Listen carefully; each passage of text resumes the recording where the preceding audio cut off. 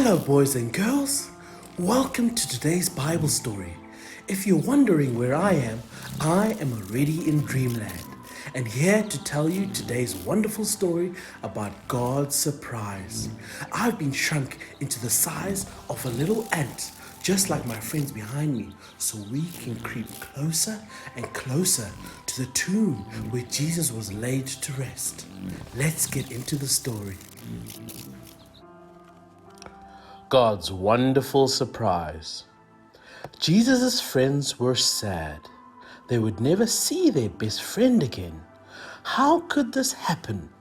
Wasn't Jesus the rescuer? The king God had promised? It wasn't supposed to end like this. Yes, but whoever said anything about the end?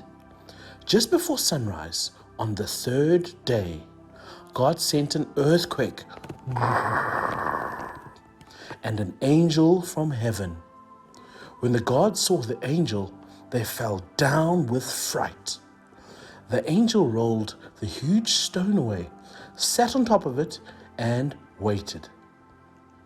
At the first glimmer of dawn, Mary Magdalene and the other women headed to the tomb to wash Jesus' body. The early morning sun slanted through the ancient olive trees, drops of dew glittering on the leaves and grasses, little tears everywhere. The friends walked quietly along the hilly path, through the olive groves until they reached the tomb. And immediately they noticed something odd. It was wide open. They peered through the opening into the dark tomb. But wait, Jesus' body was gone. And something else. A shining man was there, his clothes made from lightning. "Don't be scared," the angel said. But they couldn't help it. The angel asked them, "What are you doing here? This tomb is a tomb for dead people." The woman couldn't speak. "Jesus isn't dead anymore," he said. "He's alive again." Their hearts leapt, and the angel laughed. Ha ha ha ha ha. Such gladness they felt for a moment, as if they were woken from a nightmare. The other woman rushed home, but Mary stayed behind. How could it be true? Jesus was definitely dead. How could he be alive? Then Mary heard something else in the garden. Perhaps it's the gardener, she thought. He'll know where Jesus' body is. "I don't know where Jesus is," Mary said urgently. "I can't find him." But it was all right. Jesus knew where she was, and he found her. Mary. Only one person said her name like that. She could hear her heart thumping. She turned around. She could just make out a figure. She shaded her eyes closed to see, as if she was dreaming. But she wasn't dreaming. She was seeing Jesus. Mary fell to the ground. Sudden tears filled her eyes. Great sobs shook her whole body. And all she wanted in that moment was to cling to Jesus and never let him go. "You'll be able to hold on to me later, Mary," Jesus said gently, "and always be close to me.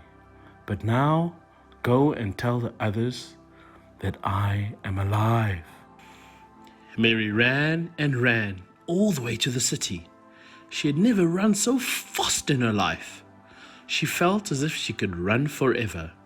She didn't even feel like her feet were touching the ground. The sun seemed to be dancing and bounding across the sky, racing with her, shining brighter than she could ever remember.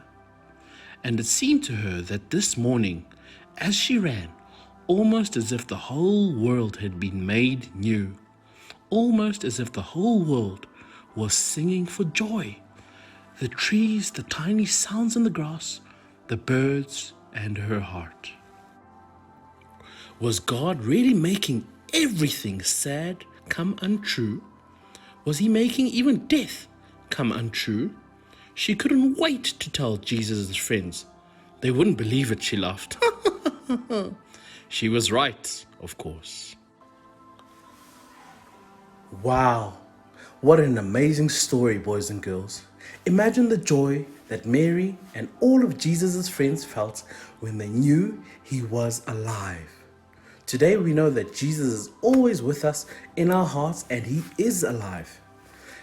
As we remember what Jesus did for us at the cross over Easter, I would like us to close our eyes and pray. Thank you, Jesus, for this time that we get to remember what you did for us, washing us white as snow and healing our bodies because of what you did at the cross. We thank you for loving us always. We thank you for protecting our homes. We thank you for protecting our mums and dads, our aunts, uncles, grannies, grandpas, and brothers and sisters. We thank you for providing for us, and we thank you that you're keeping us safe during this time. Well, boys and girls, I can't wait to see you. But now, I am going to look for another adventure so you can come on in Dreamland next time. Goodbye.